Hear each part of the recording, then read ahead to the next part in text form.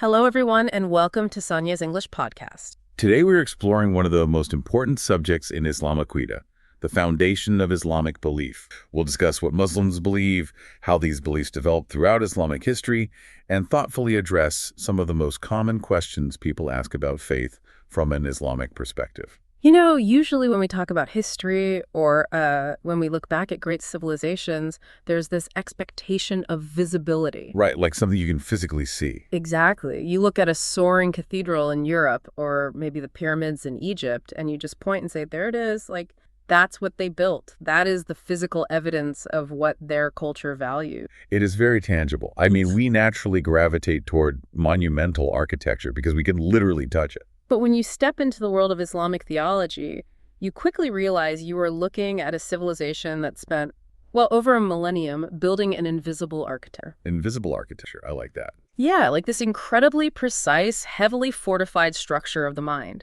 And for anyone listening right now, whether you're a Muslim wanting to strengthen your understanding or just someone curious about how this global faith actually works under the hood, we're going to unpack that invisible architecture. And it really is an intellectual bedrock. But here is where it gets complicated. This invisible architecture didn't just stay in the realm of high philosophy, locked away in some ancient library. It had real-world consequences. Oh, absolutely. It dictated how empires expanded. It framed how scientific inquiry was conducted. And today, it shapes how over 1 billion people understand the very nature of reality, causation, and their own human purpose. So it is essentially a comprehensive operating system for reality. Let's start at the very foundation of this operating system. We are talking about Aqidah. But from what I understand, this isn't just a simple translation of the English word belief, right? No, it's not. There is a much deeper linguistic root here. Yeah. The etymology of the word is really our first major clue to understanding the whole Islamic mindset. Okay, lay it on us. So the term Aqidah comes from the Arabic triliteral root ankafta, which forms the word akada. Linguistically, this verb means to tie firmly or to knot securely. Wait, like physically tying a knot? Yes, exactly like that. Think of the physical action of fastening a thick rope to a heavy wooden post or finalizing this irrevocable ironclad pact between two tribes. It conveys a belief that is anchored immovably in the heart. So it is absolutely not a passing thought. It's not a casual, I believe it might rain today. Right. It is a binding contract. It is totally devoid of ambiguity. The theological meaning insists on a state of conviction. The Arabic word is yaqeen, meaning absolute certainty, a certainty that resists external pressures, doubts, or, internal vacillation. Which brings up a really fascinating psychological divide that early Islamic history dealt with directly, right? The difference between Islam and Iman. Yes, that is a huge distinction. Because in everyday English, people often just use the word Islam to mean the entire religion and everything in it. But theological texts draw a very sharp line between outward action and inward belief. This is perhaps one of the most fundamental distinctions you need to grasp if you're listening to this deep dive. In Islamic theology, Islam refers to outward submission or compliance. So the physical acts you can see someone doing. Exactly. But Iman, on the other hand, refers to the heartfelt faith, the internal conviction. It's that knot we just talked about. How did that distinction play out historically? Because I imagine in a growing empire, you have a lot of people just going along with the crowd, right? The Quran actually addresses this exact scenario in Surah Al-Hujurat, chapter 49, verse 14.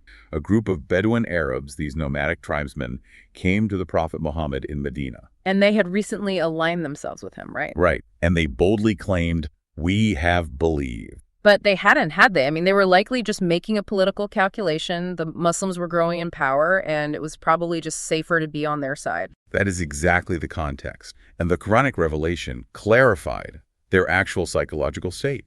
It instructed the prophet to say to them, "You have not yet believed, but say instead, 'We have submitted, for faith has not yet entered your hearts.'" Oh, wow. So they were doing the outward motions. They were paying the charity, maybe even praying, but the knot hadn't been tied yet. Superficial submission contrasts sharply with the profound embedding of faith that Aqidah demands. It underscores this central rule that true internal conviction is necessary to validate the external action. Without the internal knot, the outward actions are just nominal compliance. Exactly. If you think about it like a ship on the ocean, it makes perfect sense. You can be on the ship, going through all the outward motions of being a sailor. You were swabbing the deck, hoisting the sails, wearing the uniform. Even the outward Islam. Yeah, the ritual practice. But if your ship doesn't have an anchor firmly set deep into the seabed, that inner conviction that Iman the second a massive storm hits, that ship is going to drift and crash against the rocks. That is a great way to put it. Because swabbing the deck doesn't save the ship in a hurricane.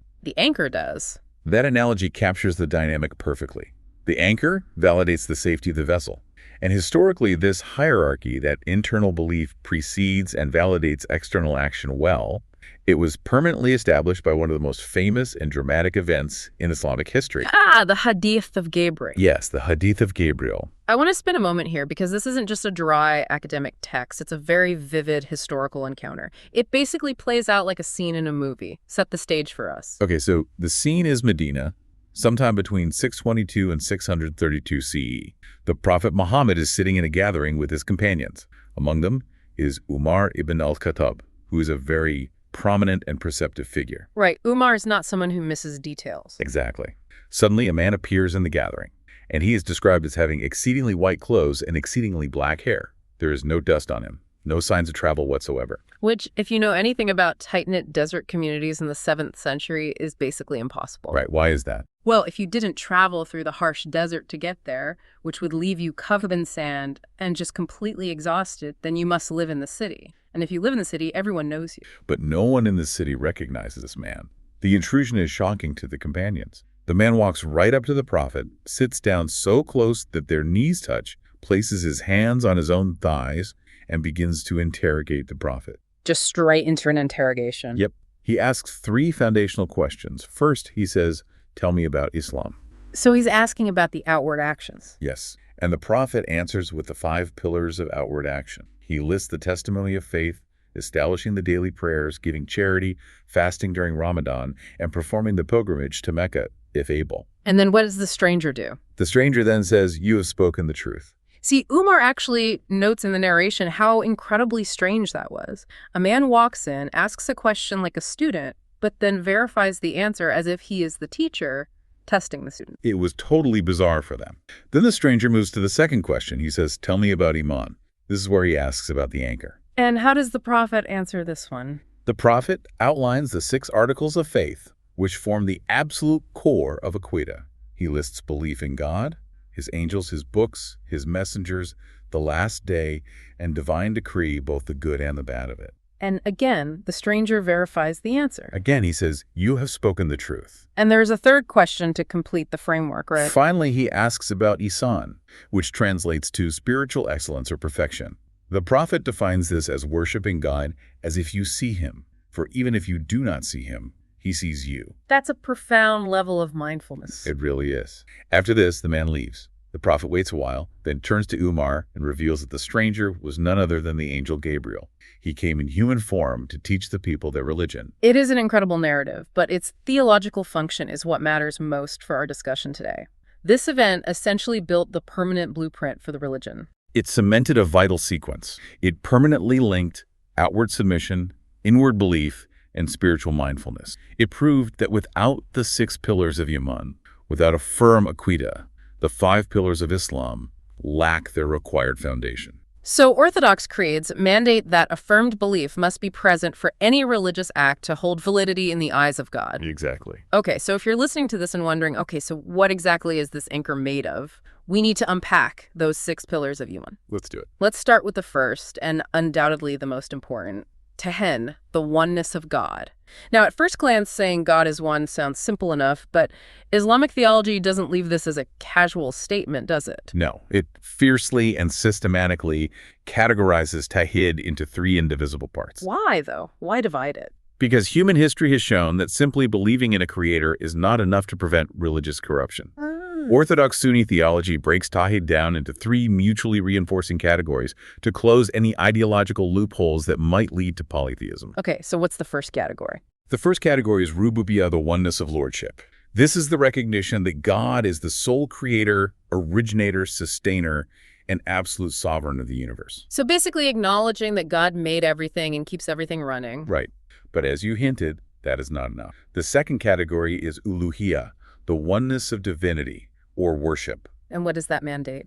This mandates that all acts of devotion, whether it is prayer, fasting, or even supplication during a moment of fear, must be directed exclusively to God alone. Let me pause you there and ask a question a lot of skeptics or, new learners might have. If I already believe God created the universe that's rububiyyah, doesn't the rest just naturally follow? Why do theologians need this rigid second category of uluhiyah? Because you can believe that a supreme God created the universe, but if you then turn around and direct your prayers for rain to a carved statue, or if you ask a deceased saint at a grave for a cure to your illness, you have violated uluhiyah. I see. You have directed the act of worship away from the Creator and toward a creation. So a person might say, yes, God made everything, but God is too far away, so I'm going to pray to this lesser spirit or this physical object to act as a bridge or a conduit. And in Islamic theology, that act of associating partners with God is called shirk. It is the ultimate theological crime. How serious? Incredibly serious. The Quran states in Surah 4, verse 48, that shirk is the only unforgivable sin if a person maintains it until death without repenting. The strict categorization of Tawhid into worship and lordship is a defense mechanism against shirk. It acts as an absolute firewall. That makes a lot of sense. And what about the third category? The third is Asma wa Sifat, the oneness of names and attributes. This entails affirming the qualities God describes himself with in Revelation, such as ultimate mercy, infinite knowledge, and absolute power. Okay, but there's a catch, right? Yes, crucially, you must affirm them without anthropomorphism. Meaning no likening God to human beings. So the classic Western artistic trope of, an old man with a long white beard sitting on a cloud is entirely rejected. Completely rejected. The Quran establishes this rule in Surah 42, verse 11. There is nothing like unto him. God is entirely transcendent. And we see the practical, real-world enforcement of this uncompromising Tawhid very early in history. If we look at the conquest of Mecca in 630 CE, this wasn't just a spiritual event, right? It was a massive socio-political upheaval based directly on Tawhid. Oh, absolutely. When the Prophet Muhammad returned to his hometown of Mecca after years of exile, his absolute priority upon entering the sacred sanctuary of the Kaaba was to systematically dismantle over 360 idols that had been placed inside and around it. 360 idols. And those weren't just religious statues. They represented various tribes, economic interests, and localized allegiances. Exactly. Every tribe had its own god that it prayed to for victory against the other tribes. By destroying them, the Prophet was purging the spiritual enablers of tribal fragmentation. Tawhid enforced a unified accountability. You cannot maintain an equitable, unified community if everyone is appealing to 360 competing tribal deities. So a singular divine standard removed the metaphysical contradictions that fueled moral relativism and tribal rivalry. Precisely. The theology directly shaped the sociology. That is such a crucial point. Now, moving to the second pillar. If God is completely transcendent, completely beyond our physical universe, how does he interact with this physical world? That brings us to the belief in angels, the agents of the unseen. And from the text, these aren't the cute, chubby cherubs playing harps that we see in Renaissance paintings, right? Not at all. In Islamic Creed, angels, the Malaika, are a completely distinct creation, formed exclusively from light. So they are totally different from humans. Yes. Unlike humans, they do not possess free will, base desires, or the capacity for disobedience. Their sole function is to execute the divine decree and constantly glorify God. It's almost like they are the pure, frictionless physical laws of the metaphysical universe. They just do exactly what they are programmed to do without hesitation. That is a very helpful way to visualize it. They bridge the metaphysical and the physical by implementing predestined events. We have key figures named in the text with massive responsibilities. Like Gabriel, who we mentioned earlier. Yes, Jibril, or Gabriel, is the trustee of revelation.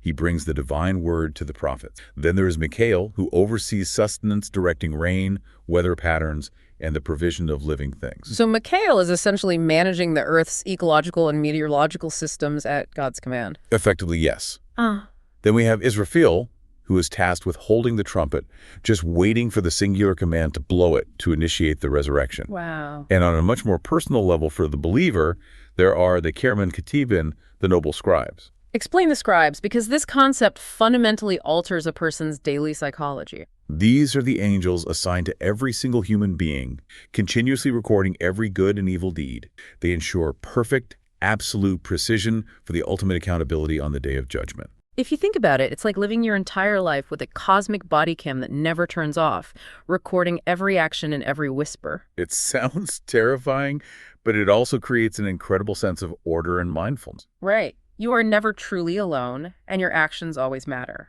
But the texts also make a strong point to warn against taking this belief too far, don't they? Yes, Muslims are strictly forbidden from worshiping or praying to these angels. Pre-Islamic Arabs used to deify angels, sometimes calling them daughters of God. The Quran explicitly refutes this. Because they are honored servants executing a system. Exactly. To worship the system rather than the creator of the system is, again, a violation of Tawhid. Which perfectly sets up the third pillar. Gabriel brings the message, which becomes the divine books. Obviously, the Quran is central to a Muslim's faith, but Islam actually requires belief in a whole library of prior texts. It does. A Muslim must affirm the original revelations given to previous prophets throughout history. This includes the Suhuf, or scrolls, given to Abraham and Moses. Okay, and what else? The Torah, or Torah, given to Moses. The Zabur, the Psalms given to David. And the Injil, the Gospel given to Jesus. But here is where we hit a massive caveat.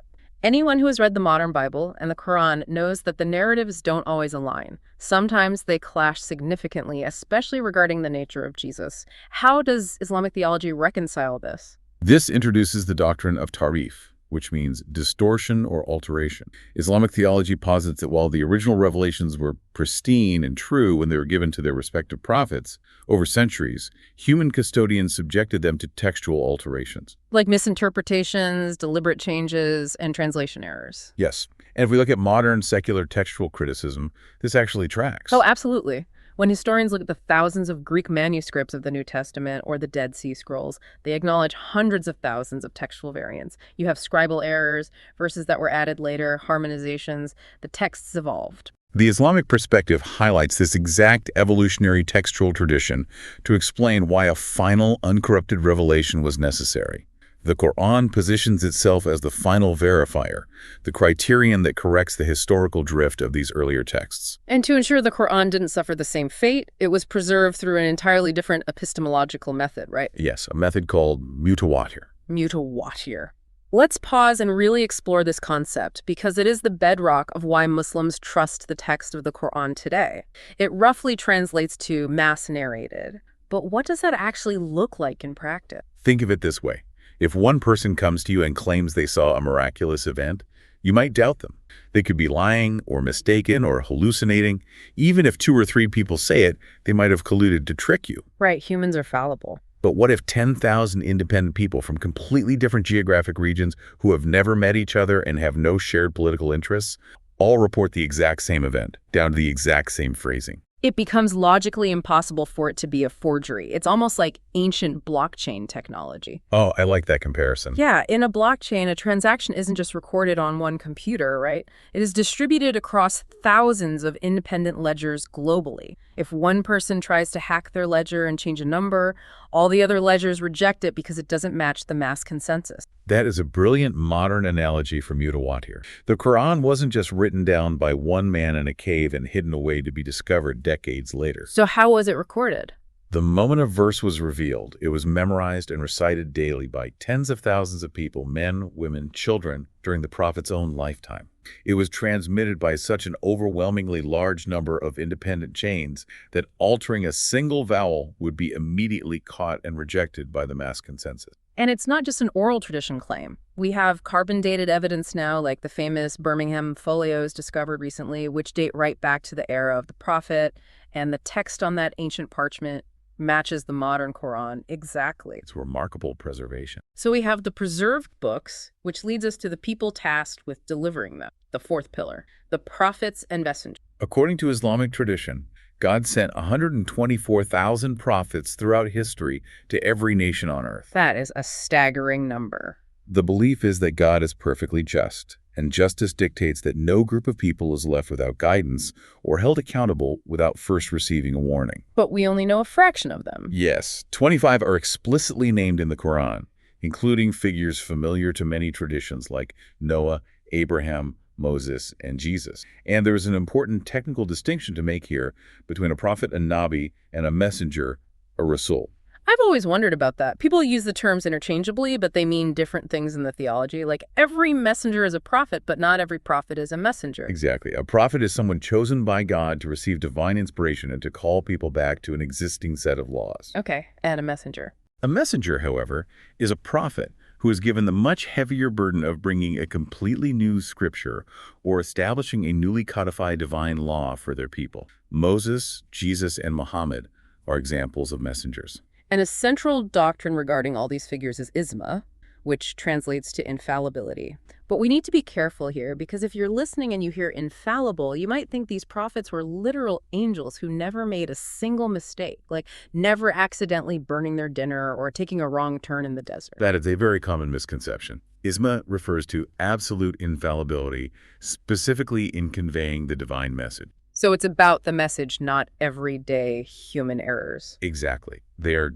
divinely protected from distorting the revelation, forgetting the revelation, or committing major moral sins that would undermine their credibility as ethical exemplars of the faith. Which makes logical sense. I mean, if you are the trusted royal courier of the king, you can't also be known in the village as a notorious liar or a thief. Right. Nobody would trust you. If you are, the moment you hand over the king's decree, the villagers will just throw it in the fire because they don't trust the source. If a prophet could commit atrocities, the entire causal chain of divine guidance collapses into doubt. Precisely.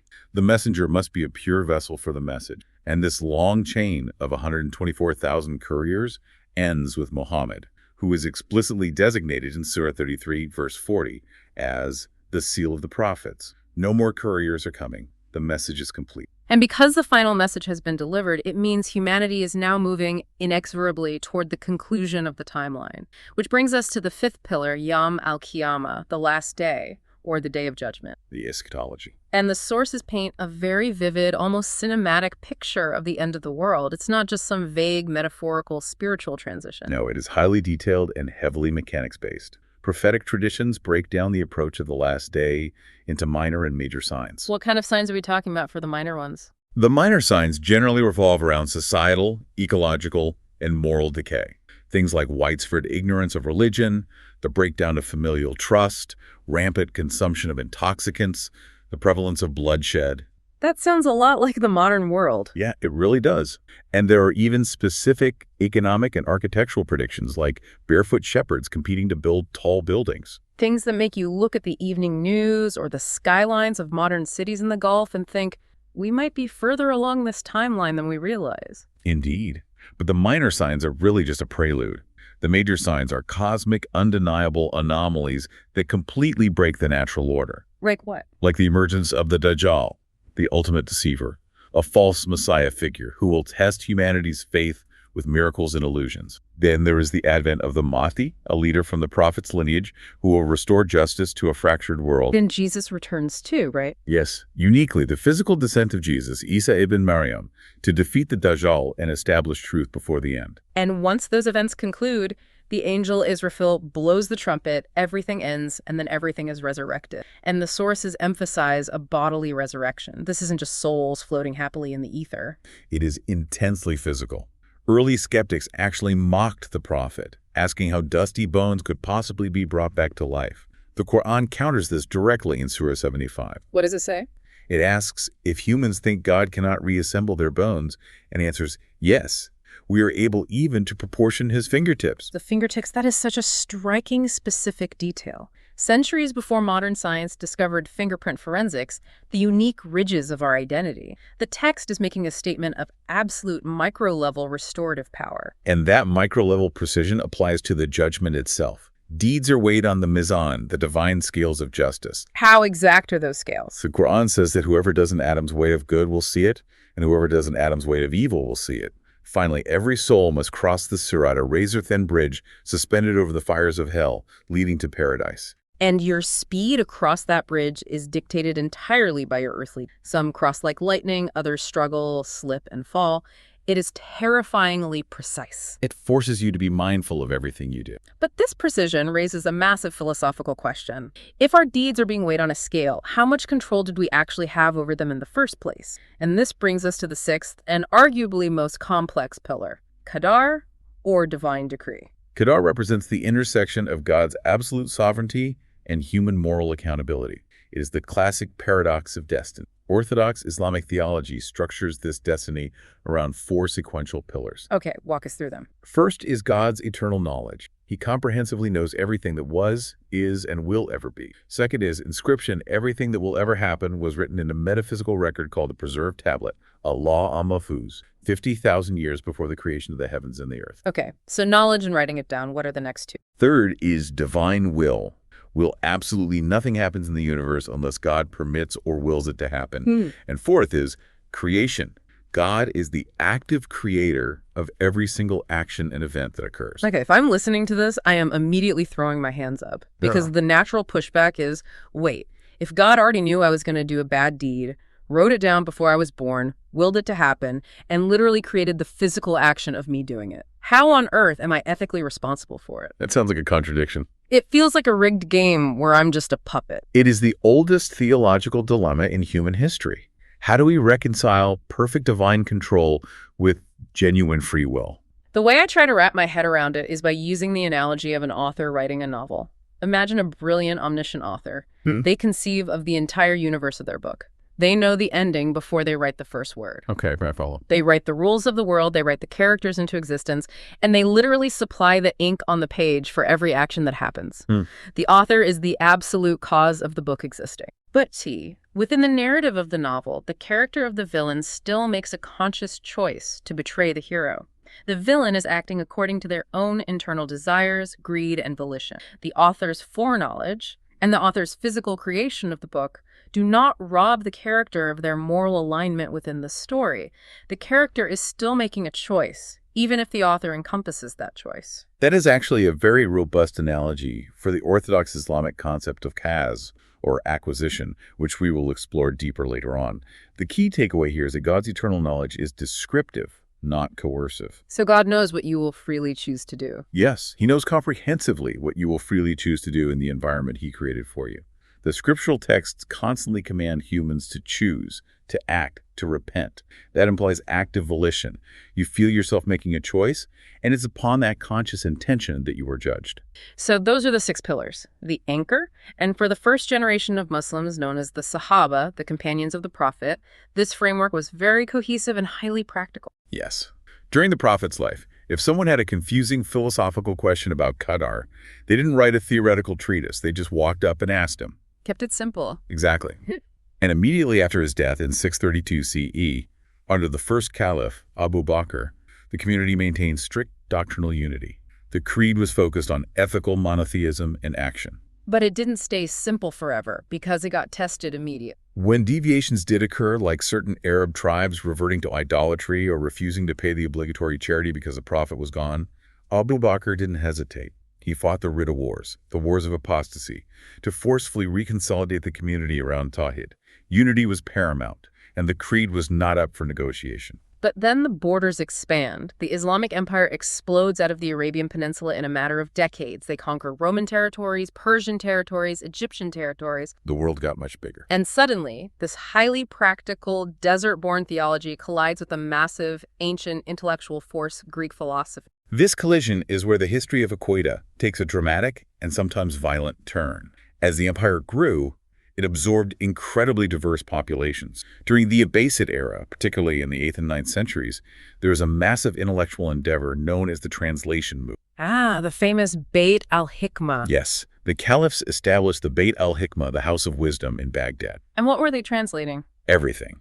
But most impactfully, they translated the works of Aristotle, Plato, and later Neoplatonist thinkers from Greek and Syriac into Arabic. So suddenly you have brilliant Muslim scholars reading about Aristotelian logic, theories of substance and accidents, natural causality, and the prime mover, and they try to map these rigid Greek categories onto the fluid, majestic language of the Quran. and it creates a profound friction. It was like trying to run a highly complex modern video game on an ancient operating system. The friction causes the system to crash. Greek logic demanded categories that clashed head-on with Quranic literalism. So what happened? Out of this friction emerged a new, highly influential theological sect in the city of Basra, the Mu'tazila. The rationalists. They were hyper-rationalists. Their foundational premise was that human intellect, or aql, had to be prioritized over transmitted text, or naql, whenever there seemed to be a contradiction. So if the Quran says something that offends Aristotelian logic, the Mu'tazila said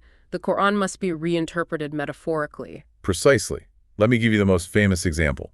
The Mu'tazila wanted to avoid any hint of anthropomorphism comparing God to humans. They believed that if you say God has eternal attributes like speech or power, you are implying that multiple eternal things exist alongside God, which violates the absolute unity of Tawhid. So how do they explain the Quran, which is believed to be the word of God? They made a radical claim. They declared that the Quran itself is a created object. It is not the eternal, uncreated speech of God. It is an event in time created by God, just like a tree or a mountain. Which, to a modern ear, sounds like a very esoteric, ivory tower academic debate. Like, who cares if it's created or uncreated? But this debate turned into a literal nightmare for the scholars of the time. It became a nightmare because the Mu'tazila successfully convinced the Abbasid Caliph, Al-Ma'mun, that their rationalism was the only correct, enlightened theology, and the state weaponized it. This leads to the Mina, the Inquisition, starting in 833 CE. The state decreed that all scholars, judges, and imams must publicly affirm that the Quran was a created object. If they refused, they were subjected to interrogation, imprisonment, torture, and in some cases, execution. The state tried to enforce theological conformity through sheer terror. It was a dark period where intellectual debate was suppressed by the sword. Very dark. And this is the exact moment where one of the most famous and beloved figures in Islamic history takes a stand, Ahmad ibn Hanbal. He is a prominent scholar of hadith, a fierce traditionalist. He is dragged before the authorities in Baghdad. He is chained. He is imprisoned for years. He is brought before the caliph and flogged severely until he loses consciousness. But he absolutely refuses. Why was he so stubborn? Because for Ibn Hanbal, conceding that the Quran was created meant conceding that human reason held veto power over divine revelation. It meant the eternal anchor of the faith was subject to the changing winds of Greek logic. He wasn't going to let that happen. He insisted that the Quran is the uncreated, eternal speech of God, period. And his endurance through this torture became legendary. The masses rallied behind his steadfastness. Eventually, the state realized they couldn't break the traditionalists without causing a massive revolt, and a later caliph, Al-Mutawakkil, finally ended the Inquisition in 848 CE. The traditionalists won the political battle, but the trauma of the Mina permanently altered the theological landscape. It forced the traditionalists to realize that simple belief wasn't enough anymore. They had to systematically codify their beliefs to defend against any future rationalist overreach. And from the ashes of this Inquisition, we get the systematization of Orthodox Sunni theology into distinct formal schools. Let's explore them, starting with the folks who followed Ibn Hanbal's strict, uncompromising approach, the Atharis. The Athari Creed is defined by scriptural literalism and traditionalism. Their methodology is straightforward: affirm the text exactly as they are written in the Quran and the authentic Hadith, without engaging in speculative philosophy and without metaphorically reinterpreting the verses to fit human logic. Let's test that methodology. If a Greek philosopher comes to an Athari and says, God cannot have a hand because a hand is made of flesh and bone, and implies spatial limitation and physical boundaries, which contradicts God being infinite, what does the Athari say? An Athari scholar would respond, if the Quran states God has a hand, we affirm he has a hand. But, and this is the absolute crucial caveat that prevents them from falling into anthropomorphism, they affirm it by la kayf, which translates to without asking how. Without asking how. So they accept the reality of the attribute but refuse to visualize it. Exactly. They affirm the attribute as real, but explicitly deny any resemblance whatsoever to a physical human hand or corporeal form. They accept the what of divine revelation and completely abstain from speculating on the how. To an Athari, Greek philosophical probing was an arrogant, dangerous intrusion into a divine mystery that the human brain simply doesn't have the hardware to comprehend. But not everyone in the Orthodox camp completely rejected the tools of Greek logic. Some scholars looked at the Mu'tazila and thought, your conclusions are heretical, but your tools, logic, dialectics, rational debate, are actually incredibly useful for defending the faith.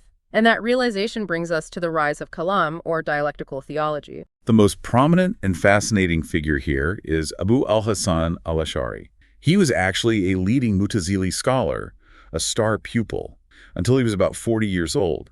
He knew all their arguments inside and out. And then what changed? Then, after a period of intense spiritual reflection, he publicly renounced their doctrines. He stood at the pulpit in the mosque in Basra and declared he was forging a middle path. He essentially used the master's tools to dismantle the master's house. He did. He used the very dialectical tools of the Mutazila Kalam to systematically construct a rational defense of traditional orthodoxy. The school he founded, the Ash'ari school, became one of the dominant intellectual forces in Sunni theology. But they came up with some wild theories along the way. Yes, in their zeal to defend God's absolute omnipotence against Greek ideas of natural causality, the Ash'aris developed a highly counterintuitive theory. This is my absolute favorite part of the historical deep dive because it completely breaks our everyday modern understanding of physics. We need to talk about occasionalism. Occasionalism is a radical theory of causation. It argues that there is no inherent causal power in created things. The laws of nature do not exist independently. Instead, God directly, intentionally, and instantaneously creates every single action, movement, and event in the universe at every passing moment. Okay, let me make sure I am grasping the scale of this. If I take a piece of highly flammable cotton and I hold it over a roaring campfire, does the fire burn the cotton? According to strict Ash'ari occasionalism, no. The fire does not possess the inherent power to burn. God creates the fire. God creates the proximity of the cotton to the fire, and then God directly creates the burning and the ashes in the cotton. Wait, really? Yes, the fire is merely the occasion at which God habitually chooses to create the burning effect. If you're listening right now, your brain might be short-circuiting. Because if God is literally micromanaging every single atom in the universe at every nanosecond, making the fire burn and the water flow individually every time, doesn't that destroy the entire concept of cause and effect? It certainly challenges it. How can you have physics, chemistry, or medicine if nothing actually causes anything else? That is the exact intense critique leveled against them by later philosophers. If you sever necessary cause and effect, you potentially undermine empirical science, because you can't guarantee that mixing two chemicals will always produce the same result. So how did the Ash'aris defend this? Because the Islamic world produced massive amounts of science during this period. They weren't anti-science. The Ash'ari defense is that God's habits in creation are highly consistent. It is God's custom to always create burning when cotton touches fire. This absolute consistency allows humans to observe, predict, and rely on what we call natural laws. But and this is the theological payoff for them. God is never bound by those laws. It preserves the possibility of miracles. Exactly. A miracle is simply God breaking his usual habit of creation. When the tyrant Nimrod threw the prophet Abraham into a massive bonfire, the fire didn't burn him. Why? Because that day, God simply chose not to create the burning effect in the fire. Occasionalism protects God's absolute freedom. It's an extreme, almost breathtaking philosophical commitment to divine power. But there was another Kalam school that took a slightly different approach, right? The Maturidists. Yes. Founded by Abu Mansur al-Maturidi in Samarkand in Central Asia, they were also a rationalist orthodox school using Kalam, but they carved out slightly more space for the human intellect than the Ash'aris did. Give me an example of where they differed. Take the concept of ethics. Ash'aris generally lean toward divine command theory, meaning an action is only good because God commanded it, and evil only because God forbade it. The intellect cannot determine good or evil on its own. And the Maturidists. The Maturidists, however, argued that even before a person receives divine revelation, the human mind is capable of innately recognizing basic moral truths. The intellect can deduce that justice is inherently good and oppression is inherently evil because God placed that rationality within us. The Maturidists felt Ash'ari occasionalism leaned a little too close to fatalism, so they defended a more robust framework for human agency. Now, a really important note for our listeners to understand the Islamic landscape, despite these incredibly intense, highly technical debates over methodology, they still got along. Yes. The Atharists rejecting philosophy, the Ash'aris proposing occasionalism, the Maturidists arguing innate ethics. All three of these schools historically recognized each other as Orthodox Sunni Muslims. That is vital context. They fiercely debated the how of theology, but they agreed entirely on the what. They all affirmed the fundamental 6 pillars of faith, the finality of prophethood, and the authority of the Quran. Together, they represent the mainstream bulk of Sunni Islam. But to fully understand the historical landscape of Aqidah, we have to step beyond the Sunni mainstream. We need to look at the sectarian branches that formed, and to do that factually and respectfully, we have to trace all the way back to a profound political crisis immediately following the Prophet's death in 632 CE. Upon the Prophet's death, the community gathered at a place called Saqifa to face a massive succession crisis. The Prophet had not left explicitly clear written instructions on how the state should be governed after him. The majority of the companions chose Abu Bakr, the Prophet's closest friend, as the first caliph through a process of consultation and consensus. But there was a faction that strongly disagreed. Yes, a dedicated faction believed that Ali ibn Abi Talib, the Prophet's cousin and son-in-law, was divinely designated to lead the community. Over centuries, this initial political schism over succession hardened into profound theological divergences, eventually forming the various Shia traditions. Let's start with the largest Shia group today, the Twelvers. How does their Aqidah differ fundamentally from the Sunni framework we've just discussed? Well, in Twelver Shia theology, the core pillars of faith, known as the Usul al-Din, are structured differently. The most critical defining divergence is the elevation of the imamat to a core pillar of faith. The imamat, meaning the nature of leadership itself becomes a theological requirement. Specifically, the belief in the divine appointment of infallible leaders from the Prophet's direct lineage. Sunnis view the caliphate as a pragmatic, earthly political office, a ruler elected or appointed to uphold the law, but without any claims to infallibility. Yeah, the 12. Twelver Shia, however, believe that true divine guidance after the Prophet requires an unbroken chain of infallible imams. These imams possess deep esoteric knowledge and hold the exclusive divine authority to interpret scripture perfectly. And they believe there are exactly 12 of them, hence the name Twelvers. Yes, starting with Ali ibn Abi Talib and ending with the 12th Imam, Muhammad al-Mahdi. And a central defining tenet of Twelver belief is the doctrine of occult. They believe that the 12th Imam did not die, but went into hiding, or occultation, in the year 874 CE. So they believe he is still alive.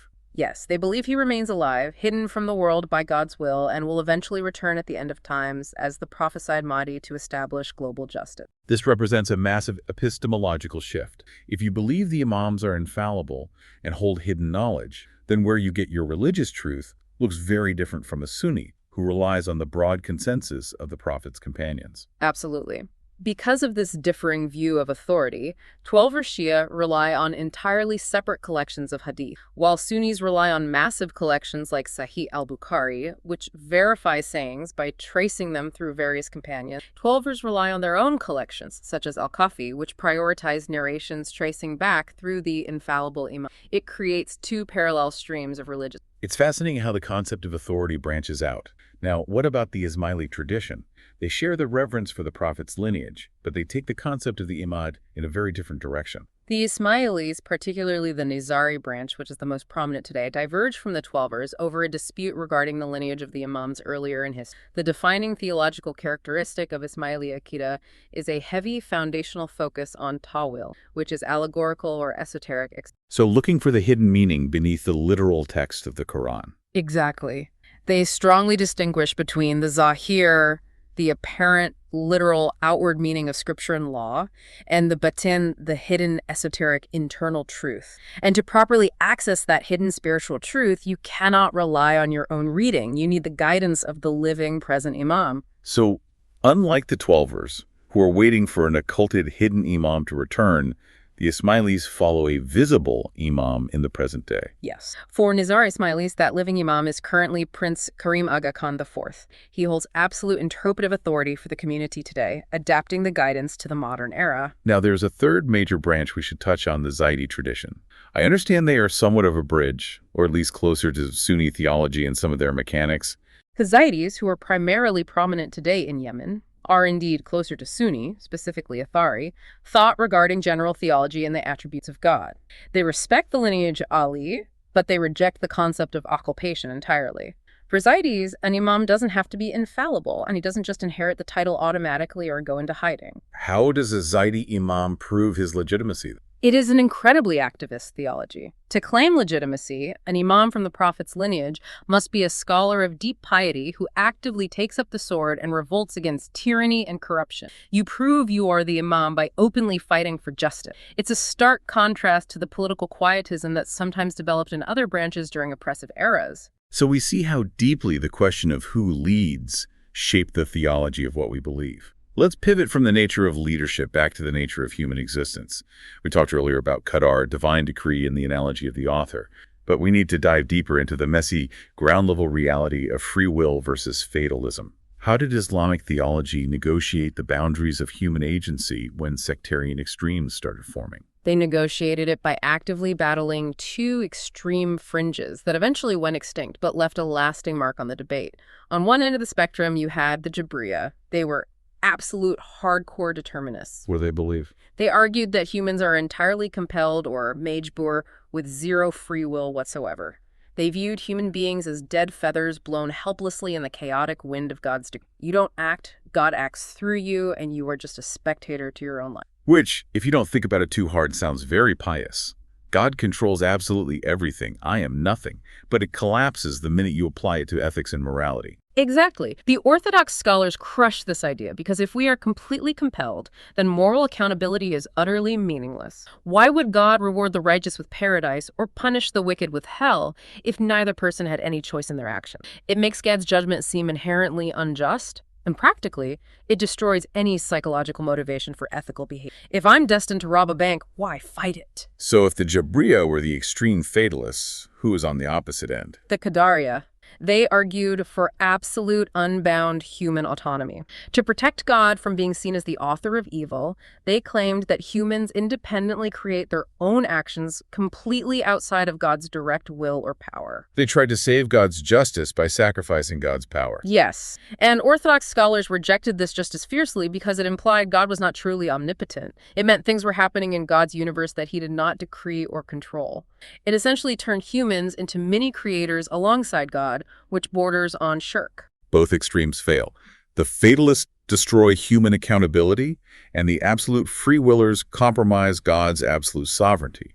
So what was the middle ground that survived? The Orthodox middle ground was articulated brilliantly by the Ash'ari school through the concept we mentioned earlier, cause, which means acquisition. The theory posits that God alone creates the physical action, but the human being acquires the moral responsibility for the action through their internal intention and volition. Going back to the idea that intent is the true battleground of free will. Yes.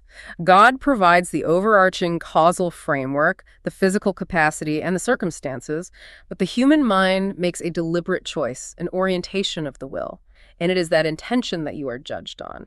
As one of the most famous prophetic sayings dictates, actions are judged by intention. This elegant framework preserves divine sovereignty over creation while anchoring human responsibility firmly in our consciousness. Intentions matter. But speaking of actions and intentions, there's another theological boundary. Our sources spend a lot of time analyzing the boundary of worship and seeking help. This gets into the gritty reality of how everyday people practice their faith, specifically regarding saints, graves, and intercession. This is a highly sensitive area known as the theology of intercession, and it caused massive debates. Orthodox Aqidah universally accepts a concept called tawassul. This is when you ask God for help by invoking his beautiful names or by referencing a good deed you sincerely performed as a means of drawing near to him. For example, someone praying, "Oh God, by your infinite mercy, please cure my mother's illness." Or, "Oh God, because I helped that orphan yesterday for your sake, please relieve me of my debt." Exactly. That is perfectly acceptable because you are still directing your plea, your desperation, entirely and exclusively to God. The controversy erupts over a practice called istihatha, making direct calls for help to deceased prophets or saints. So, traveling to the shrine of a famous holy man and saying, "Oh Saint so-and-so, you are beloved by God, please cure my mother's illness." Precisely. During the medieval period, shrine culture and the deep veneration of dead saints exploded across the Islam. The famous 14th century scholar Ibn Taymiyyah became one of the fiercest and most vocal critics of this practice. He strictly condemned grave veneration, arguing that asking a deceased human being for supernatural aid is a direct, flagrant violation. Because by asking a dead saint to cure a disease, you are attributing divine power, the infinite power, to hear prayers from across the world and alter physical reality to a created being.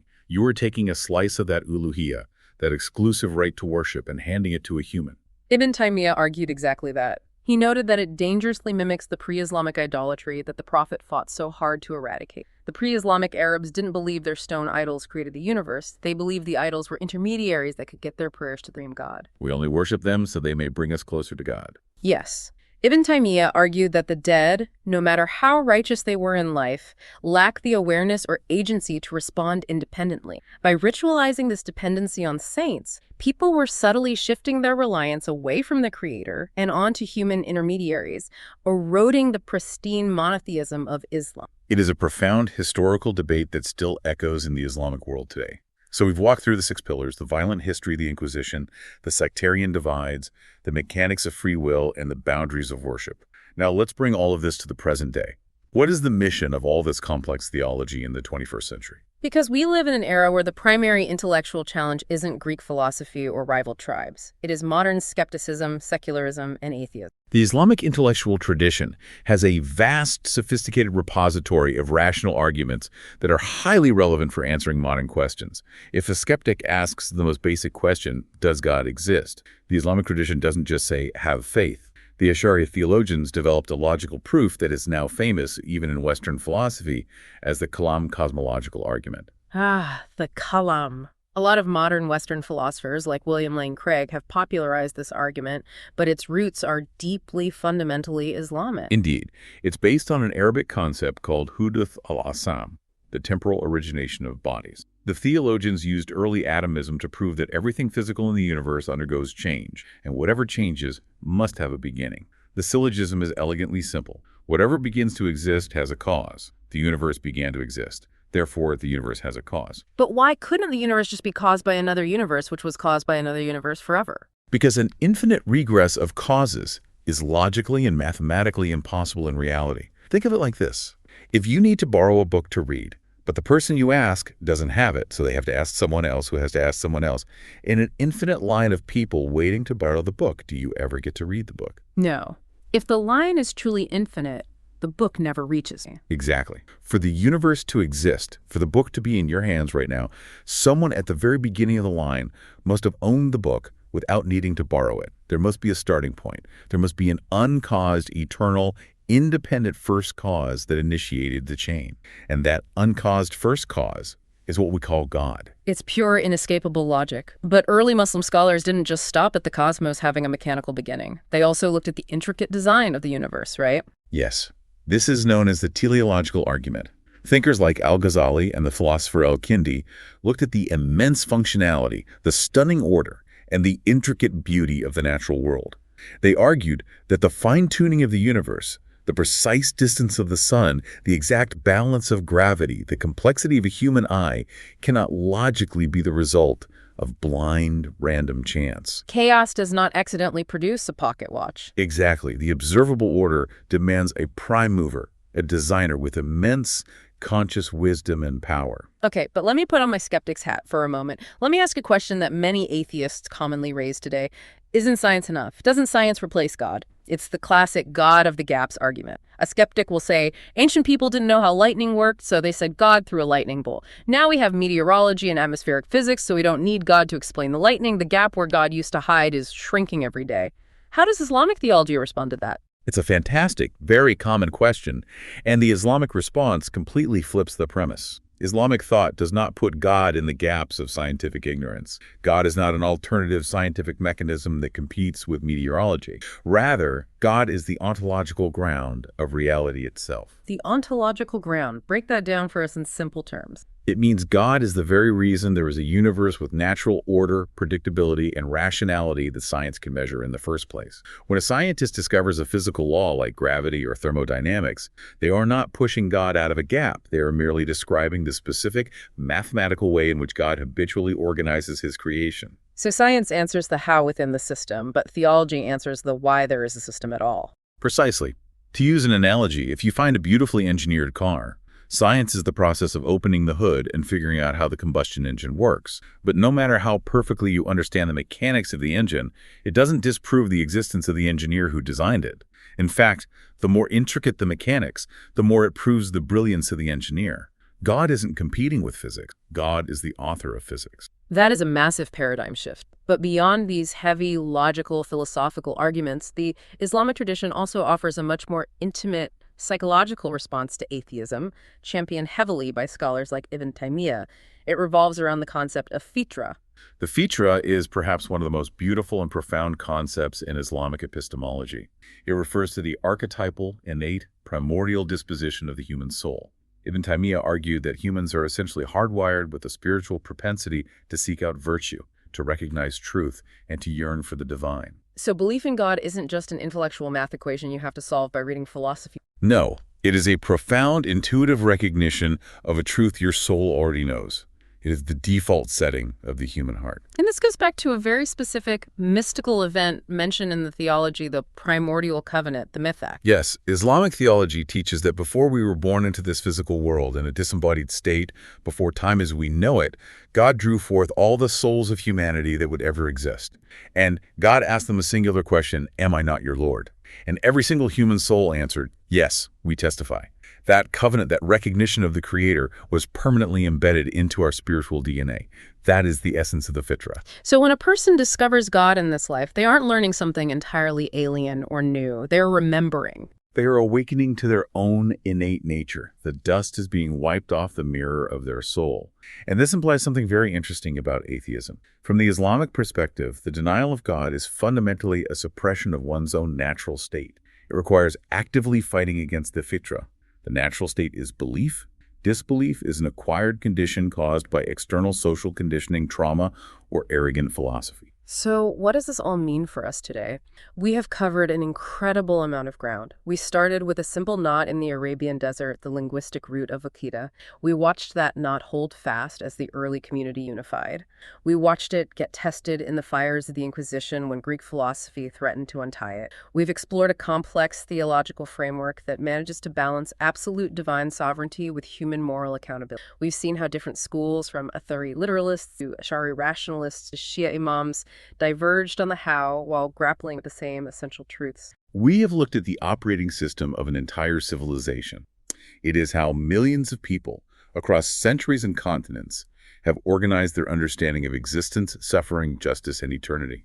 It is an architecture of the mind that continues to offer profound answers to the most modern of questions. And I think it leaves us with a final, deeply provocative thought.